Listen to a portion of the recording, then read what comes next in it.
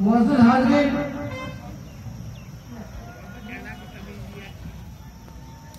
करीब 15 साल बाद मुझे यहां से खड़े होकर आप लोगों से बात करने की ये मौका आया है। 15 साल पहले जब मियां जी हबीब साहब और बहुत सारे हमारे आलिम उलेमाए दीन यहाँ मौजूद थे, उस वक्त में यहाँ से खड़े होकर के ईद और बकरीद के मौके पे आप लोगों से दीनियात की बात करता था। फिर मैंने देखा कि मैं खुद सही रास्ते पर नहीं हूँ, इसलिए जब तक मेरी बात आप लोगों के ज़हन में असर नहीं कर सकती, जब तक वो मेरी जिंदगी में खुद अमल ना हो। नंगला का हाल सीधा करें 500 रुपये दिया वैसे भी मिल जाते बात। इसलिए जैसा अभी बोल साहब बयान कर रहे थे, तो वो 4 चीजें जो बहुत जरूरी है, रोजे के बाद आदमी की जिंदगी उसी तरीके से रहे कि वो अपने माँ बाप का एहतराम करे, वो किसी से कीना और हसद और बुग़्ज़ न रखे, वो शराब नहीं पीता हो, यहाँ आया है कि वो शराब का आदी ना हो। ये सारी बातें कुरान और हदीस की है, किसी इंसान की नहीं है। लेकिन जो आज मुझे यहाँ खड़े होकर आप लोगों से जो बात करनी पड़ रही है, उसके पीछे बहुत गहरी वजह है। ये पिछले कई दिन से या पिछले कई वर्षों से ये बात चल रही है कि ये हमारा देश, जहां उलेमाए इकराम ने दरख्तों पर लटकाकर उनको फांसियां दी गई, उनको लटकाया गया, इस वतन की आजादी के लिए हमारे उलेमाए इकराम ने अंग्रेजों का कफन पहनने से भरी अदालत में इनकार किया और थूक दिया कि हम ऐसी हुकूमत का कफन भी नहीं पहनेंगे। ये मौलाना महमूद मदनी का बयान किताबों में छपा है। उलेमाए इकराम की बहुत बड़ी कुर्बानी नहीं है, लेकिन आज हालात में है। ये काली पट्टी क्यों मांगनी पड़ी? जब आप इसकी वजह जान लोगे तो मेरा दावा है कि आपका दिल पसीरेगा और आप इस काली पट्टी को खोल भी नहीं पाओगे। इस काली पट्टी को बांधने से पहले मेवात की तमाम उलेमाए इकराम की बैठक हुई है। मरकज निजामुद्दीन और पूरे जितने मिसाल चारों मसले थे, सब लोगों ने ये बात तय की है कि अब हम सब लोगों को हमारे पास इकट्ठा होकर के ईद की पूरी नमाज हिंदुस्तान में, यहाँ तक कि हिंदुस्तान का आदमी जहाँ कल जो सऊदी अरब में जो गल्फ कंट्रीज में जो ईद हुई है, वहां भी काली पट्टी बांध करके ईद को मनाया गया है। अभी आपने देखा होगा कि ये फैसला क्यों लिया। खलावली बेल्लमगढ़ के पास एक गांव है, वहां से हमारे मेवात के हाफिज इकराम पूरे हिंदुस्तान में कुरान पाक सुनाने के लिए जाते हैं। ये हाफिज इकराम सारे जानते हैं, हाफिज साहब बैठे हैं कि बेंगलोर में पूरे भारत में मेवात का हाफिज जाता है, और जब वो दिल्ली पहुंच गया, उसको जो तरावी में हदिया मिला, उसको जो पैसा दिया उस हाफिज को, उसने अपने भाइयों को बुलाया कि दिल्ली की जामा मस्जिद पर आप आ जाइए, और वो ईद की तैयारी करने के लिए कपड़े लत्ते उन्होंने खरीदे। और जब वो ट्रेन में बैठा तो एक भीड़ आई और उनकी शकल सूरत देखकर खुदा बेहतर जानता है कि क्या हालात रहे हो, और उसको बेदर्दी से कत्ल कर दिया, उसको बिल्कुल जान से मार दिया। हजारों लोग सफर करते हैं, किसी ने ये इंसानियत नहीं दिखाई कि दो आदमी तरफ पर जान दे रहा है, जिसको ये भीड़ मार रही है, जिसको सिर्फ एक मजहब के नाम पे मारा जा रहा है, उसको बताया जाए तो उसको डॉक्टर तक पहुंचाया जाए।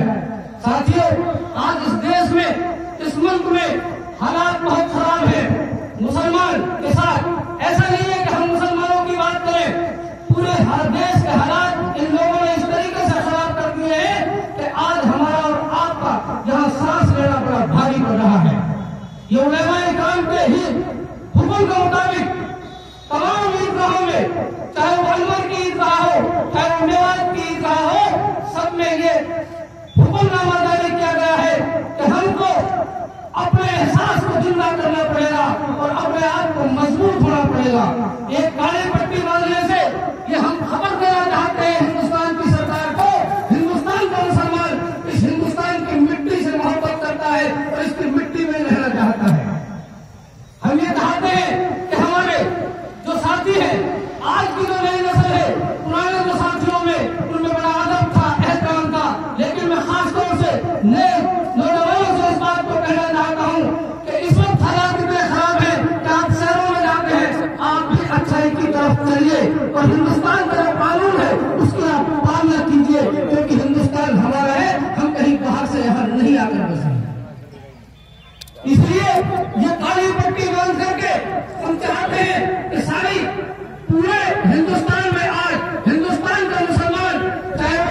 जवान की बात कर रहा है। इस काली पट्टी का मतलब है कि हिंदुस्तान में किसी किसान का खून नहीं बहे, किसी जवान की गर्दन नहीं काटी जाए।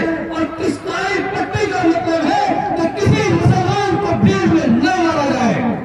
अगर इस तरीके से आप हत्याएं करते हैं, कत्ल करते हैं और हमको मारते हैं, तो फिर एक वक्त आएगा कि फिर इस मुल्क जो है ये टूटने की कगार पर भी आ सकता है। हम नहीं चाहते कि हमारा वतन टूटे, हम नहीं चाहते कि हमारे वतन के साथ कोई बातचीत हो। इसलिए मैं चाहता हूँ और हम सब चाहते हैं इस बात को, ये सारा पूरा और पूरा आप सब लोग इस बात का एहतराम भी करें, हिंदुस्तान के कानून का पालन भी करें और मौके की नजाकत को समझते हुए अपने तमाम जो बुराइयां हैं, चाहे वो सूद की हो, चाहे वो सट्टे की हो, और चाहे वो जुआ की हो, और चाहे वो शराब की हो, मैं जानना चाहता हूँ कि जो लोग इस्लाम को मानते हैं, अभी हम लोग लिखने पढ़ने का काम करते हैं, बहुत सारे नौजवान हमारे लिखने को पढ़ते हैं, समझ में ये नहीं आता कि जब नाम मुसलमान जुड़ गया तो फिर वो शराबी हो ही नहीं सकता।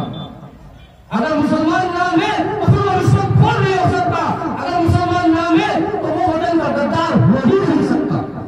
इसलिए बुजुर्गों, नौजवान साथियों, आज इस ईद के मौके पर हमारे मेवात के कम से कम 5-7 लोगों को खुलेआम शहीद कर दिया गया है। चाहे वो बहरों की घटना हो, हम उनके लिए लड़ते हैं, लेकिन कौम की ताकत और कौम के जज्बात और आप लोगों की जब हमदर्दी नहीं होगी तो फिर हम इसी तरीके से एक एक करके हमारा शिकार किया जाएगा और फिर हम जो है इस खेमे में बढ़ जाएंगे। इसलिए काली पट्टी के मामले में हमने फतवा लिया, मुफ्ती साहब गंभीर में है, जाहिद साहब, मुफ्ती इब्राहिम साहब का फतवा आ गया कि काली पट्टी से नमाज एहतियात के लिए, विरोध के लिए, अपनी बात को कहने के लिए पढ़ने में कोई हर्ज नहीं है। इसलिए न इसको शिर्क कहिए, न इसको आप बिदअत कहिए, ये हम लोग उलमाए इकराम से इसकी इजाजत लेकर के जब हम यहाँ करके खड़े हुए हैं। कोई आदमी कैसे ताकत लगा देगा, कोई आदमी कैसे, मेरे साथ अभी मलिक शमसुद्दीन जी थे, अपने तालिब इल्म है मदरसा मीर केरला के, उनका रात से ही फोन आ रहा है, तमाम तलबा, तमाम हाफिज, तमाम कारी, एक कारी को मार दे रहे हैं, उसको टोपी को देख करके उसका कत्ल कर दे रहे हैं। क्या हमारे इसमें जज्बात नहीं है कि हम उसके साथ अगर लड़ नहीं सके, उसको हम बचा नहीं सके, तो आपके ईमान का तकाजा ये है कि जिस मजलूम और जिस मुसलमान के ऊपर जुल्म हो रहा है, कम से कम खुदा के बंदो उसके साथ अपनी ये हमदर्दी को पेश करो। ये हमदर्दी पेश करने का तरीका है। ये आप जो काली पट्टी बांध रहे हैं, ये उन लोगों के लिए हमदर्दी है, उनके गमों में शिरकत है जिनका बेटा आज दुनिया में नहीं है। 17 साल का नौजवान हाफिज कुरान, उसको पीट पीट कर सड़क पर मार दिया गया और भीड़ तमाशा देखती रही। क्या उस तरीके से आदमी के एहसास जिंदा नहीं होते? बहरौल में 12 बजे चलते चलते एक आदमी को सड़क पर उतार किया जाता है तो बिल्कुल दीनी लिबास में था, लंबी दाढ़ी और उसके ऊपर एक लाल रुमाल और टोपी पहने हुए आदमी को एक भीड़ खींचती है और उसका कत्ल कर देते हैं। इसी तरीके से ये बात मुसलमानों के साथ नहीं है, ये दलित समाज के साथ भी है। आपने देखा होगा उत्तर प्रदेश में पूरी की पूरी बस्तियां दलित समाज की जला दी गई। आपने देखा होगा कि बॉर्डर पे बड़ी जबरदस्त तरीके से किसान के साथ कभी गोलियां मारते हैं, कभी दलितों के घर जलाते हैं। आप कैसा हिंदुस्तान बनाना चाहते हैं? इस हिंदुस्तान में 36 ब्रांचें रहती हैं, 36 ब्रांचें मेलजोल के साथ रहती हैं। मैं आपसे एक बात ये कहना चाहता हूँ कि हम इस्माइलपुर एहतियात में 16 गाँव में रहते हैं। हम हमारे सभी समाज के लोगों से चाचा, दाऊ, ताई, दादा, दादी का रिश्ता रखते, बताओ रखते हैं कि नहीं रखते हैं?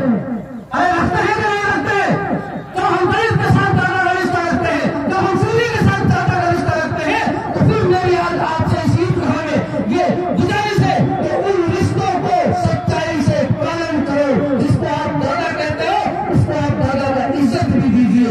ऐसा नहीं कि आप मुझसे दादा को और पीछे से नफरत करो। इस्लाम नफरत करना नहीं सिखाता, इस्लाम का तो नाम ही शांति है। इस्लाम के जो लफ्ज़ी मायने हैं वो अल्फाज के मायने हैं कि इस्लाम से मुराद है शांति।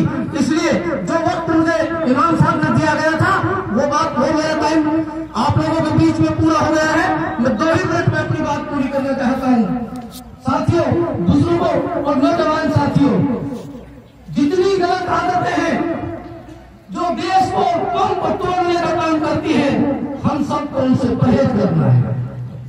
गौ कसी की इजाजत हिंदुस्तान का कानून नहीं देता। वैसे अल्लाह का बड़ा लाख करम है कि हमारी इस मेवात में गौ कसी नाम की चीज ही नहीं है। हमारा इलाका गाय को पालता है, इधर बागोर वाले हैं, हजारों गाय के पालते हैं, सारे पूरे सब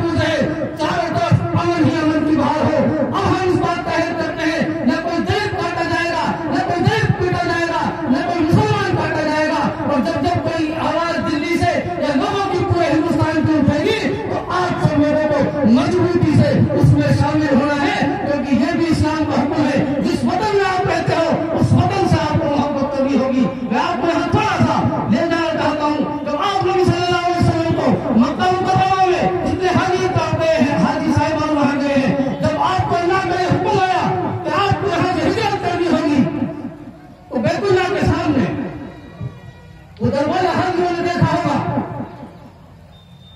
आप नबी सल्लल्लाहु अलैहि वसल्लम काबे की तरफ देखते हैं और अपने शहर की तरफ देखते हैं और आपकी आंखें आंसुओं से भर जाती हैं।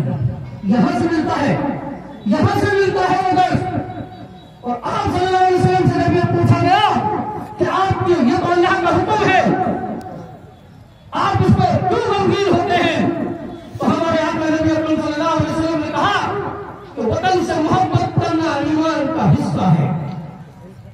इसलिए जो आदमी वतन परस्त नहीं, जो वतन से मोहब्बत नहीं कर सकता, जो वतन से मोहब्बत नहीं करता, इस्लाम में उसके ईमान को कमजोर आका गया है। इसलिए मुसलमान से ज्यादा वफादार, मुसलमान से ज्यादा कुर्बानी देने वाला इस मुल्क में कोई नहीं हुआ। इतिहास की किताबें पढ़ के देखिए, नए बच्चों को बताइए, हमारे देश तो बहुत पीछे थे, बड़े बड़े उलेमा इकराम मेहरौनी के कब्रिस्तान में 1000 आलिमों को 1857 के दौर में फांसी दी गई। क्यों? हमारे मौलाना के इस हिंदुस्तान से मोहब्बत थी, इसलिए उन्होंने फांसी का फंदा हंसते हंसते अपने गले में लिया। आज आप कहते हैं कि हिंदुस्तान में आपका हक नहीं, ये तुम्हारे बाप का देश नहीं है, ये हमारा देश है, यहाँ हमारी खून लगा है, इस मिट्टी में हमारा खून है, किसी की ताकत नहीं है कोई हिंदुस्तान को मुसलमान को हक करता। इसलिए मजबूती से रहिए, अपने कानून का पालन कीजिए और कोई परेशानी अगर आती है अब ऐलान कर दीजिए। अब वक्त आ गया है तो खामोश तमाशा नहीं देखेंगे, खामोश तमाशा नहीं देखा जाएगा।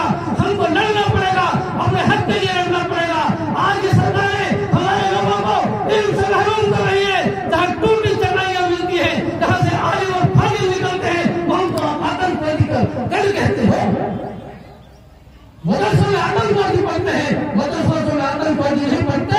मदरसों में तो मौलाना, आलिम, फाजिल और देश को मिटने वाले लोग निकलते हैं। इसलिए मदरसों की हिफाजत कीजिए, बारगाहों की हिफाजत कीजिए, मस्जिदों की हिफाजत कीजिए और कौम के मफाद के लिए आप सब लोग तैयार होकर लड़िए। मैं आपको वक्त ज्यादा ले लिया, क्योंकि मुझे जज्बात में आने की आदत है, तो 4 बातें रखी है मौलाना साहब ने। मैं आप सब लोगों से, आप मेरे इलाके के आदमी हैं, सब मिलते हैं, सब पहचानते हैं, मैं आप लोगों से खुदा के वास्ते अपनी गलतियों की माफी मांगता हूँ। मुझे उम्मीद है कि आप माफ कर देंगे। आखिर वो मुझे भी है। अस्सलाम वालेकुम रहमतुल्लाहि व बरकातहू।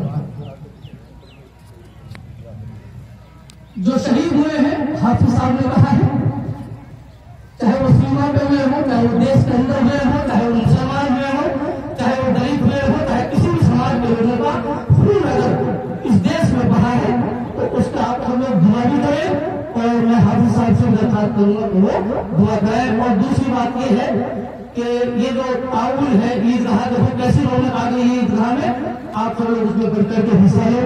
तो जो